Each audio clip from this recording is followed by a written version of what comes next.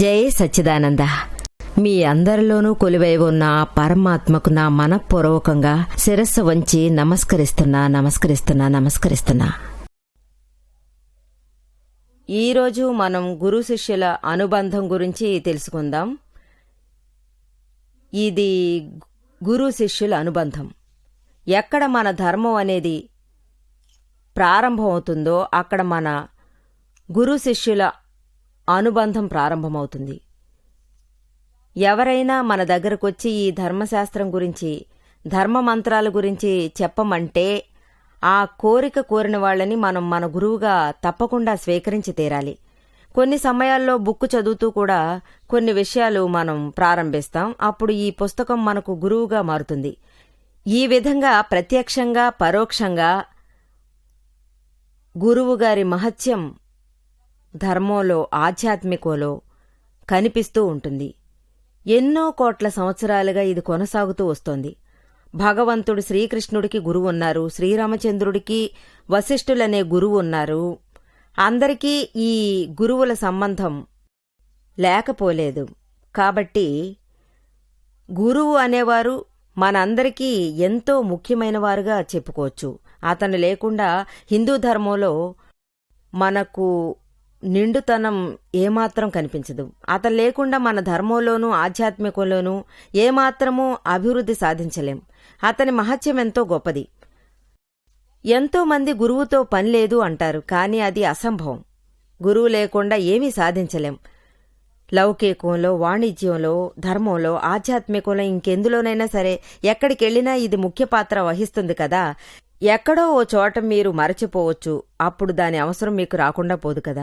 మీరు ఎవరి దగ్గర అడుగుతారో, ఎవరు మీకు దారి చూపిస్తారో వారే మీ గురువులు.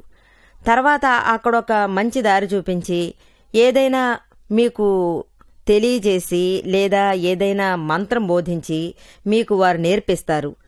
మంత్రాలు గురువు పలికేది ఎందుకంటే, నేర్పేది ఎందుకంటే అంటే మనం వారి హృదయాల్లో గురువు అనే విధంగా మనం స్థాపించుకోవాలి. గురుమంత్రం అనేది ప్రతి ఒక్క గురువు మంత్రాలు చెప్పి దీక్ష పూని లోకులకు లోక జ్ఞానం ప్రసాదిస్తారు. లౌకికంలో ఇది లేకుండా వినయం సాధించలేం. మంత్రాల్లో వేరేదీ లేదు. లౌకికంలో ఇవన్నీ ఉన్నాయి. ఇది చాలా అనువైనది. గురు మంత్రదీక్ష ప్రసాదించి తన గురువు స్థానాన్ని స్థాపించుకుంటారు. శిష్యుడు తన గురువుని తన మనసులో స్థాపించుకుంటాడు. ఇక్కడే గురు శిష్యుల బంధం ప్రారంభం అయ్యేది. గురువు ఏమంటారో అదే శిష్యుడు పాటించే ప్రయత్నం చేస్తాడు. మంత్రాలు కొంచెం కూడా వదలకుండా రాత్రింబవళ్లు జపిస్తూ కూర్చోవాలని గురువుగారు చెప్తారు. ఎంత వీలైతే అంత చెప్పమంటారు. ఈ కారణం చేతనే ఎప్పుడూ గురువుగారు పొందిన శక్తి సామర్థ్యాలు మనకు బోధిస్తారు. అందువల్లే మనకు అది సిద్ధిస్తుందని తెలుస్తుంది. సర్వశక్తులు ఇలాగే దక్కుతాయి. ఒకటి, మనకు అందమైన ఏకాంతం ప్రాప్తమవుతుంది. మనసుకి ప్రశాంతత లభిస్తుంది. మీకు ఎప్పుడు ఏ సమయంలో ఏకాంతం సొంతమవునో అప్పుడు దాని ఫలితం తప్పకుండా దక్కుతుంది. ప్రశాంతత అనేది ఇప్పుడు చాలా అత్యవసరం. ఈ కలియుగంలో ఈ టెన్షన్స్తో కూడిన సందర్భాల్లో ఇంట్లో, ఆఫీసులో పనిలో ఉండగా ఆ సమయంలో, అంటే ఆఫీస్, కాలేజ్, బిజినెస్లో మీ డబ్బు మొత్తం ఇరుకుపోవచ్చు, బిజినెస్ సాఫీగా సాగకపోవచ్చు. అలాగే ఎన్నో రకాల ప్రాబ్లమ్స్ ఎదురవుతూ ఉండొచ్చు. ఎప్పుడూ మనిషి టెన్షన్తోనే ఉండిపోవచ్చు. ఆడవాళ్లకు సైతం ఫ్యామిలీ ప్రాబ్లమ్స్ ఎన్నో ఉంటాయి. అత్తగారు, కోడలు, ఆడపడుచు, మరిది, పిల్లలు, తల్లులు, ఇరుగు పొరుగు వాళ్ళు అందరూ పైకి హాయిగా ఉన్న వారంతా మనసారా మనశ్శాంతిగా ఉండట్లేదు. ఇదే గనుక అనుక్షణం మనం మనసులో దాచుకుని ఉంటే బోల్డన్ని టెన్షన్స్ ఏర్పడతాయి. వీటి నుంచి బయటపడలేక ఈ టెన్షన్స్ వల్ల ఎందరో ఎన్నో వైపరీత్యాలకి లోనవుతుంటారు. మరో జన్మంటూ లేకుండా పోతుంది. ఎన్ని దిగుళ్ళు, ఎన్ని టెన్షన్స్. మృగాల్లా మారిపోవాల్సి వస్తుంది. మీరు మనిషి నుంచి జంతువుగా మారిపోతారు. దీనికి తగ్గ ఉపాయం మన గురువులు మనకు నేర్పిస్తారు. మనసులో మనశ్శాంతి కోసం మీరు ఒక మార్గం అనుసరించండి. ఈ మనసు నిబ్బరం కోసం, మనశ్శాంతి కోసం మంత్రం జపించడం సులభమైన మార్గమని అతను పిలుపు అందించారు. ఖచ్చితంగా దీని ఫలితం మనకు దక్కుతుంది. కానీ ఎంతవరకు ఇది దక్కుతుంది? మీరు ఎంతవరకు జపం చేస్తారో అంతవరకు ఇది దక్కుతుంది. మీరు ఏకాంతంగా చేస్తే, విజయవంతంగా చేస్తే ఈ ఏకాంతం మీకు ఖచ్చితంగా శుభం చేకూర్చుతుంది. లేదంటే మీ మానాన మీరు జపం చేస్తూ కూర్చుంటారు. రామ రామ హరే హరే, కృష్ణ కృష్ణ హరే హరే, రామ రామ హరే హరే అని జపం చేస్తారు. కానీ మీ మనసులో అయ్యో ఇప్పుడు కోడలి పిల్ల ఈ వేళలో ఏం చేస్తోంది, తను పని చేస్తుందా లేక ఊరికే కూర్చుని టీవీ చూస్తుందా అనుకునే లోపు ఇది చెప్పడానికి నారాయణ ఉన్న పళంగా వంటగదిలో నుంచి కుక్కర్ సౌండ్ మీకు వినిపిస్తుంది. ఢమ్మని శబ్దం. వెంటనే అత్తగారు ఏమంటారు, మంత్రాలు జపిస్తూనే అమ్మా కోడలా ఏమైందే తల్లి, అక్కడ ఏం పడేశావు, అక్కడ ఏం జరిగిందో కాస్త చెప్పి చావు అనగా అత్తగారు మీ బుర్ర పగిలిపోద్ది, కాస్త నోరు మూసుకుని ఉండండి అని కోడలు లోపల నుంచి అంటుంది కదా. ఈ జపంలో మునిగిపోయి మీరు అలా చేయండి. కోడల్ని పనిలో పెట్టండి, మీరు మీ పని చేసుకుపోండి. మాలతో జపం చేస్తారు, కానీ మనశ్శాంతి అనేది అసలు లేదు. ఎందుకంటే మీరు పాటించే విధానం అంత పద్ధతిగా లేదు కాబట్టి. ఈ చిత్తం అనేది నిలకడ లేకుండా సంచరిస్తోంది. లోపల కోడలేం చేస్తుందో, కోడల్ని వదిలే, నీ పనేంటో నువ్వు చూసుకోవచ్చుగా. నీ కర్మకి పరిహారం వెతుక్కో, కర్మ నుంచి బయట పడిపో. శుభాలు తెచ్చిపెట్టే శుభకార్యాల మీద మనసు లగ్నపరచు. అశుభాల జోలికి పోతే అశుభాలే కదా వెంటాడుతూ ఉంటాయి. జీవితంలో మీరు ఎప్పుడు బుద్ధిగా మసులుకుంటే నిజంగా మీ పాపకర్మలనేవి తొలగిపోతాయి. అంతవరకు మీరు ఈ జపమాలతోటి జపం చేసి మనశ్శాంతికి ఒక మార్గాన్ని అనుసరించండి. మీ జపంలో గనుక నిజాయితీ ఉంటే, అది చక్కని ఫలితం అందిస్తే అప్పుడు మీరు 4-5 గంటల పాటు నెమ్మదిగా ఉంటారు. కానీ ఈ మాలతోటి మీరు జపం చేస్తుండగానే మీరు అశాంతికి గురైతే అప్పుడు గొణుగుడు ప్రారంభిస్తారు. జపించలేకపోయానే, నేను దాని మీద శ్రద్ధ చూపించలేకపోతున్నానే, ఈ మాలతోటి జపించే లోపు తలప్రాణం తోక్కొస్తోందే, అయ్యో పాపం ఈ మాల మీకేం నష్టం చేస్తుంది? కబీర్ దాస్ చాలా అందంగా చెప్పారు. మాలలో మధ్యలో దారం సాగిపోతుంది కదా, అప్పుడు పాపం అది ఏం చేస్తుంది? జపం చేయలేకపోవడానికి మాలకి ఏంటి సంబంధం? ఇది జపానికి సంబంధించింది. కాని ఇంతకంటే నేను చెప్పేదేంటంటే, జపం చేసేవాళ్ల మీద తప్పు ఏమాత్రం లేదు. బాధ్యత ఎక్కువగా జపం చేసేవాళ్లకే ఉంటుంది. వాళ్లే గురువులు. గురువుగారికి పవర్ అనేది ఏ స్థాయిలో ఉండాలంటే, అతను తన శిష్యునికి ఒక మంత్రం నేర్పించారు కదా, ఆ పైన శిష్యునికి ఏమాత్రం ఎఫర్ట్ తీసుకోవలసిన అవసరం అనేది ఉండదు. ఈ జపించే మ్యాటరు స్వతహాగా రావాలి. అంత మేరకు ఆ ప్రభావం చూపించాలి. గురువుగారు ఒకవేళ గురువు మీద ప్రభావం చూపకపోతే శిష్యుడు అదే పనిగా మంత్రాలు జపిస్తూ కూర్చుంటాడు. కాని ఇతని పాపం ప్రాబ్లం ఎల్లప్పుడూ ప్రాబ్లం, ఎప్పుడూ ఇతనికి ప్రాబ్లమే. దీనికి అర్థమే లేదు. ఏ విధమైన ఫలితమూ అతనికి దక్కదు. అందువల్లే ఎప్పుడూ మీ గురువు మీకు జపించుటకు మంత్రాలు నేర్పించారు. అతను సమర్థ గురువైతే దానికి అనుకూలంగా ఫలితం దక్కుతుంది. మనకు సమర్థ గురువులు దొరకడం చాలా అదృష్టం. వెతికి మరీ పట్టుకోవాల్సిన మనిషి. వీటి మధ్య ఉన్న తేడా ఏంటంటే, అతను జపించిన మంత్రాలు నేర్పిస్తే మాత్రం మనం స్వతహాగా వృద్ధిలోకి రావచ్చు. మనం మంత్రాలు అనుక్షణం జపించాలి. కూర్చుని చేసేందుకు ఇది అంత తేలికైన పని కాదు. అది స్వయంగా రావాలి. అప్పుడే గురువుని సమర్థ గురువు అంటారు. అంతేకాదు, మనకు చక్కని గురువుల ఆశీస్సులు ముఖ్యం. మన భారతదేశంలో చక్కని గురువులు వాడవాడలా కనిపిస్తారు. మూల మూలన ఉంటారు. ఇలా ఉండడం వలన ఏం ప్రయోజనం లేదు. మనకు తెలిసిన ఒక బ్రహ్మచారి సహోదరుడు ఉండేవాడు. అతనికి 5 ఏళ్లు ఉన్నప్పుడే అతని గురువు అతనికి ఒక మంత్రం నేర్పించారు. అంటే మంత్రాన్ని జపిస్తూ కూర్చున్నాడు. నమ్మక చెమక మంత్రాలు జపించేవాడు. ప్రతిరోజూ తప్పకుండా జపించాలని అతని గురువు చెప్పి పంపాడు. చిన్న వయసు నుంచే అతను మంత్రాలు జపించడం మొదలుపెట్టాడు. 5 ఏళ్ల వయసులోనే అతను భగవంతుడి ముందు కూర్చుని గురువు చెప్పిన మంత్రాన్ని ఒక మండలం దాకా అతను శ్రద్ధగా చెప్పాడు. అతను పెరిగి పెద్దవాడయ్యాడు. 5 ఏళ్లు 10 ఏళ్లు పోయి 20 ఏళ్లొచ్చాయి. ఒక్కోసారి 2 ఏళ్లప్పుడు అతని గురువు ఇతను జపించే వాటి బాధ్యత రెట్టింపు చేయించారు. 2 సార్లు 1కి బదులు 2 చేశారు. అప్పుడు 2 చేయడం ప్రారంభించాడు. అప్పుడు 3 సార్లు చేయమన్నాడు. ఇతను 3 సార్లు మళ్లీ చేయడం ప్రారంభించాడు. అప్పుడు అది వచ్చి 4, 5 అని ప్రారంభమై కాలేజీకి రావడం జరిగింది. అతను గురువు దగ్గరికి వెళ్లి చెప్పాడు, ఇన్నిసార్లు చేయడానికి నాకు టైం దొరకట్లేదు, 5 సార్లు చెప్పించడానికి నాకు టైం లేదు, అదీగాక ఈ మంత్రాలు కాస్త పొడవుగా ఉన్నాయి, నవగ్రహ మంత్రాలనేవి చాలా పెద్దవి కదా. తాళం నమో సిద్ధాళం నమో ఆర్యాణం నమో వజ్రాయణం నమో లోయే సవ్వ సావుడం ఐసో పంచన ముక్కారో సవ్వ పావప్పడాసనో మంగళాణం చ సవ్వేసిం పడమాం హవై మంగళం. ఇదే ఆ మంత్రం. ఒక మంత్రాన్ని ఒకసారి చెబితే అది 1 గంటకు సమానం. యాక్చువల్గా ఒక రోజుకి 8 ఆ నవగ్రహ మంత్రాలు మనం చదివి తీరాలి. అప్పుడే ఆ మంత్రాలు జపించడం పూర్తవుతాయి. ఆ రోజుల్లో ఏం చేసేవారంటే జపం ముగించేస్తారు. ఈ రోజుల్లో ఏం చేస్తున్నారంటే ఆ రకంగా కుదరదు. ఒకసారి పూర్తిగా మంత్రాలు జపిస్తే 1 గంటను మనం నెట్టుకు రాగలం. అంటే ఆ సంధ్య వేళలో.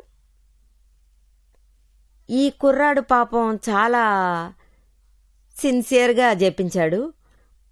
ప్రతిసారి ప్రతి గంట ప్రతిధ్వనించేలా మంత్రాలు జపించాడు. సమయమూ సాగిపోయింది.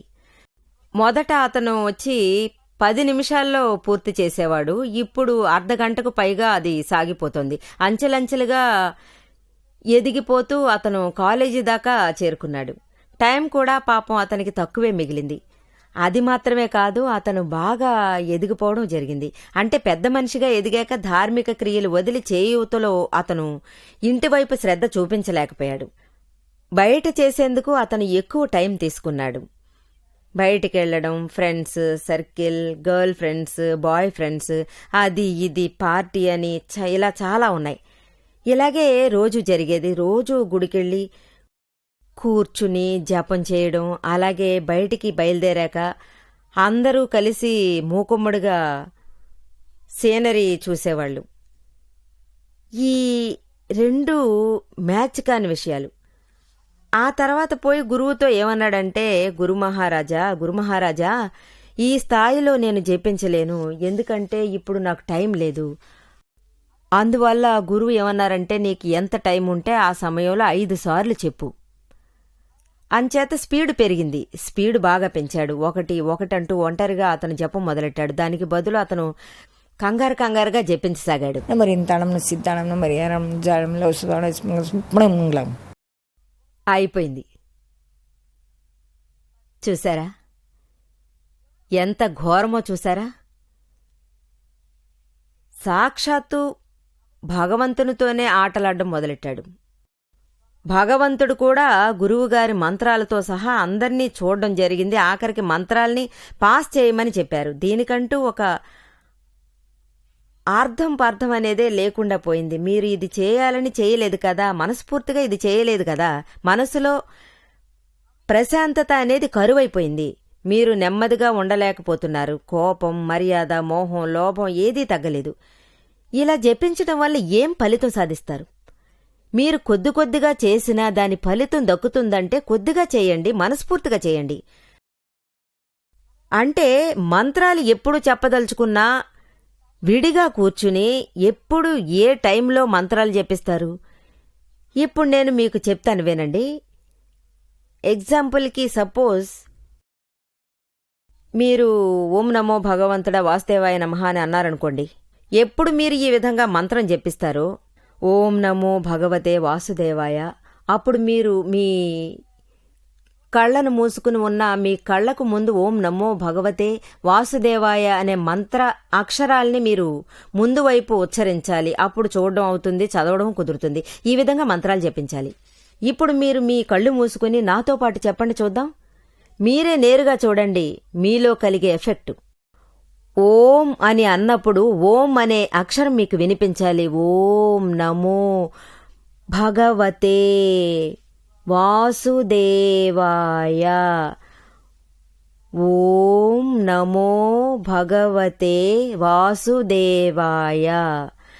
ఓం నమో భగవతే వాసుదేవాయ.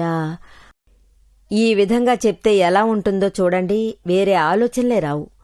మీ మనసు దేని మీదికి లగ్నం కాదు. అలాగే కలిసిపోయే తత్వమూ మీకుంది. ఈ విధంగా ఒక 10-15 నిమిషాలు చేస్తూ కూర్చుంటే చాలు, మీకు ఆ రోజుకు సరిపడా బలం స్వయంగా వచ్చి చేరుతుంది. రోజంతా ఆహ్లాదకరంగా ఉంటుంది, ఆనందంగానూ ఉంటుంది. మీరు ఈ విధంగా చేసుకోవాలి. మీరు ఏ మంత్రాలైనా జపించండి, కానీ చెప్పే మంత్రాలు ఎలా ఉండాలి? ఒకేసారి ప్రశాంతంగానే అది చేయాలి. ఎన్ని మంత్రాల్ని కౌంటింగ్ మాత్రం చేయకూడదు. మీరు ఏ విధంగా లీనమైపోతారో అదే మీకు విలువ. మీరు 5 సార్లు చేస్తారో లేక 10 సార్లు చేస్తారో అది జపం యొక్క మహత్యాన్ని తెలియచేయదు. ఆ సమయంలో మీరు జపం చేస్తే దానికి సంబంధించిన మహత్వమే ఉంటుంది. మీకు అర్థమైందా లేదా? ఇదొకటే కలిసిపోయే తత్వమై చిత్తశుద్ధిగా సాగితే అప్పుడు ఏమవుతుంది? మనసులో మనసుగా సాగిపోతూ చైతన్యం సాధించలేకపోతే ఈ జపం చేయడమే వృధా ప్రయాస అవుతుంది. దీని గురించి చెప్పండి. అంటే మీకు మీ మనసుకు నచ్చే విధంగా చెప్పండి. ఇవన్నీ ఒక రకమైన మార్గాలే. ఈ మార్గాలను మీరు అనుసరిస్తేనే దాని ప్రతిఫలం తప్పకుండా మీకు ఉంటుంది. ఇవన్నీ చిత్తశుద్ధి మార్గాలే. ఇవన్నీ సాగిస్తే మీకు నిజంగా ఆత్మ గ్యారంటీ అనేది దక్కుతుంది. దీనికి ఏ గ్యారంటీ లేదు. ఆహ్లాదంగా ఉంటుంది. దీనికి గ్యారంటీ ఇవ్వచ్చు.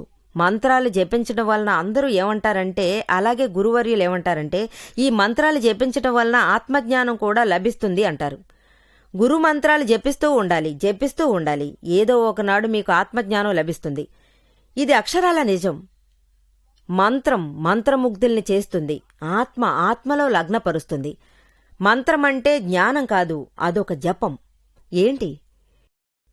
ఈ జపం వల్ల మీకు మనసుకి తృప్తి కలుగుతుంది, కానీ ఆత్మజ్ఞానం నిజంగా దక్కదు. ఆత్మ బట్టబయలుగా తెలుసుకునేది కాదు. ఆత్మ అంటే పవిత్రమైనది. ఆత్మజ్ఞానం అర్థం కావాలంటే ఆత్మజ్ఞానిగా మారిపోవాలి. ఒకవేళ అతను మీకు ఆత్మ అంటే ఏంటో తెలియజేసి ఆత్మను మేలుకొలిపితే ఆ తర్వాత మీకు ఆంతర్యంలో ఆ ఆత్మ యొక్క అవేర్నెస్ వస్తుంది. శ్రీకృష్ణ పరమాత్ముడు అర్జునుడికి గీతలో ఏ విధమైన జపం ఆయన చేసి చూపించాడు, ఏ రకమైన జ్ఞానాన్ని తెలియజేశారు, వివరించారు కదా. అంటే ప్రతిదీ మీ చేత చేయించుకుని ఆత్మజ్ఞానం మాత్రమే ఆయన ప్రసాదించారు. ఇదే విజ్ఞానం. అర్జున, నువ్వు అర్జునుడివే కాదు, నిజంగా నువ్వు ఒక ఆత్మవి. తద్వారా నేను ఒక ఆత్మని. ఇక నువ్వు ఇక్కడ చూసేవన్నీ నాశనం అయ్యేవే. ఈ దృష్టితో నువ్వు చూస్తేనే మంచిది. ఇది మాత్రం అతనికి తెలియజేసి అతని దృష్టిని పెంచేసి అర్జునుడి మనసునే మార్చేశాడు. అలాగే ఆత్మస్వరూపాన్ని అన్నింటినీ ఆత్మ స్వరూపాలుగా మార్చి ఆత్మ సర్వంతర్యామిగా తీర్చిదిద్దాడు. ఆత్మజ్ఞానానికి, మోక్షానికి వెళ్లడానికి ఇదే చక్కని ఉపాయమని అతని అభిప్రాయం. ఈ రోజుల్లో మనకు ఈ రకమైన జ్ఞానం గనక దక్కిందంటే అప్పుడు మన ఆత్మకి మంచి జరుగుతుంది. ఆత్మను చక్కగా తీర్చిదిద్దడము సాధ్యపడుతుంది. లేదంటే ఈ మార్పులన్నీ మీకు ఆనందాన్ని ఇవ్వలేవు, కొంచెంగానే మనశ్శాంతిని ఇవ్వగలవు. దుష్టకర్మలెన్నో ఉంటాయి కదా. ఇంత పాజిటివ్ ఉండాలి. ఇందులో ఏ తప్పు ఒప్పు ఏమీ లేవు. కానీ ఒక్కో విషయము అవన్నీ ఆయా స్థానాల్లో చాలా కరెక్ట్గా ఉండాలి. ఇది ఇక్కడ ఉండడం, అక్కడ పని చేయడము, ఇక్కడ ఉండడం, పని చేయకుండా పోవడం. అంటే అది ఎలా అంటే మంత్రాలు జపించడం వలనే మీకు ఆత్మజ్ఞానం అనేది కలుగుతుంది. ఆత్మజ్ఞానం దక్కిన తర్వాత మీరు మంత్రాలు జపించాల్సిన అవసరమే ఉండదు. రెండింటినీ మీరు బేస్ చేసుకోండి, దానికే ఫలితం లేదు. నన్ను చూడ్డానికి ఒక సహోదరి వచ్చింది. ఆమెకు ఇదివరకు ఒక గురువు ఉండేవారు. అతనికి టీవీలో చూసి ఆమెని గుర్తుపట్టాడు. ఎలా అయినా ఇక్కడికి వచ్చి ఏమైందో తెలుసుకోవాలని అతను అనుకున్నాడు. లేదంటే ఆశ మాత్రం లేకపోతే ఆమెకి గురుభక్తి చాలా ఉన్నత స్థాయిలో ఉండేది. ఇప్పటికీ అలాగే ఉంది. ఆమె తన గురువు నుంచి మంచి ఫలితాలు సాధించారు. మన మార్గంలో దాని గురించి ఎక్కువగా తెలుసుకున్నాం. ఆఖరికి ఆమెకి జ్ఞానప్రాప్తం దక్కలేదు. అందువల్ల నిర్మాని వెళ్ళి కలుద్దాం, అప్పుడే నాకు ప్రతిఫలం ఉంటుందని తలచి ఇక్కడికి వచ్చింది. తన హస్బెండ్ కూడా తోడుగా వచ్చారు. వచ్చిన వాళ్ళు జ్ఞానదీక్ష స్వీకరించారు. ఈ జ్ఞానదీక్ష తర్వాత అతనికి ఎంతో అభివృద్ధి సాధించాడని తెలుస్తుంది. దీని గురించి మాట్లాడడానికి మాటలే చాలవు. కానీ మీకు ఆ దేశం యొక్క గురువు ఏ ఆటంకం లేకుండా చక్కగా నేర్పించారు. ఇంకా చక్కదిద్దే ప్రయత్నము చేశారు. వారు నా దగ్గరికి ఇంతవరకు నేను ఈ రెండింటినీ నేర్పించాను, మరి ఇది పర్వాలేదా అని ఆయన అడిగారు. ఇలా చూడమ్మా, మీరు ఈ వైపున్న దారి తెలుసుకోకుండా ఇలా వెళ్ళిపోతున్నారు. గురువు వల్ల అందుకున్న ఈ ఫలితాలు జారిపోకుండా చూసుకోవాలి. ఆ ప్రయత్నాలు వెళ్ళడానికి దారి తీస్తాయి. అప్పుడు మీకు ఈ తీరం కనిపిస్తుంది కదా, అందులోంచి మీరు అనుభవాలుగా స్వీకరించింది ఇదే మీ స్థానం అవుతుంది. మీ లక్ష్యం నెరవేరిన తర్వాత, మీకు కోరుకున్నది దక్కిన తర్వాత ఈ జపతపాలతో పనే ఉంది. అటువంటి సమయాల్లో మీరు నాకు ఈ తీరం చేరువైనా పడవ మీదున్న ఆశ పోలేదు అని చెప్పినా నేను ఎలా పడవ వదులుకోగలను? దానికంటూ మళ్లీ లేచి కూర్చుని నేనింకా పడరాని పాటలు పడుతూ నడుపుకుంటూ ఉండాల్సిందే. ఐలసా ఐలసా అంటూనే. అమ్మయ్య, ఇందులో ఏ ప్రయోజనం లేదు. యాక్చువల్గా చూస్తే మనకు నష్టమే ఏర్పడుతుంది. మీరు ఆ తీరానికి వెళితే ఇక్కడికి ఎలా తిరిగి వస్తారు? అందువల్ల ఈ పడవ చూసి ఒక నమస్తే పెట్టి, నువ్వు ఉన్నందువల్లే నేను ఈ తీరాన్ని చేరుకోగలిగాను, అదే నా లక్ష్యం అని మీరు చెప్పండి. నేను చెప్పొచ్చేది అందులో మునిగి చచ్చుంటాను. అలా చేయడం వల్ల ఆ ఉపకారాన్ని వాళ్ళు మనస్ఫూర్తిగా గమనించారు. అదే తీరుగా వాళ్ళు చేయాల్సిన అవసరమూ ఉండదు. దీన్ని ఇలా తీసుకురావాల్సిన అవసరం లేదు. అటు నుంచి మీకు ఆత్మజ్ఞానం దక్కినందువల్ల ఇక ముందడుగు వెయ్యక తప్పదు. అదే మీ బాధ్యత. ఆత్మజ్ఞానం నుంచి కైవల్య జ్ఞానం వరకు మీరు మాట్లాడాల్సిన విషయాలే. 2, 3 అని కాకుండా పనులు చేసుకుంటూ పోతే అసలైన పనులు వాయిదా పడిపోతాయి. మీరు లోపల నుంచి బయటకు వచ్చేస్తారు. ఆత్మ నుంచి మళ్లీ మీరు పనిలోకి దిగిపోతారు. కృషి, ఆత్మజ్ఞానం అనే 2 వేరువేరైనవే. వ్యతిరేకంగా ఎదురుబొదురుగా ఉన్న దిశల్లో ఉంది. జ్ఞానమనేది అసలు కృషి అనిపించుకోదు.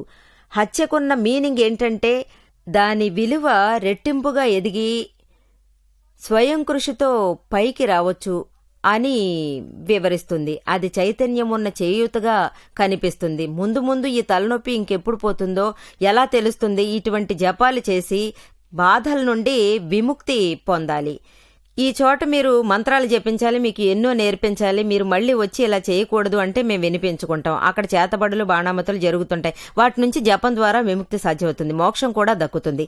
అందువల్ల మోక్షానికి దక్కాలంటే చక్కని భక్తి మార్గాన్ని మీరు అనుసరించండి. జై సచ్చిదానంద.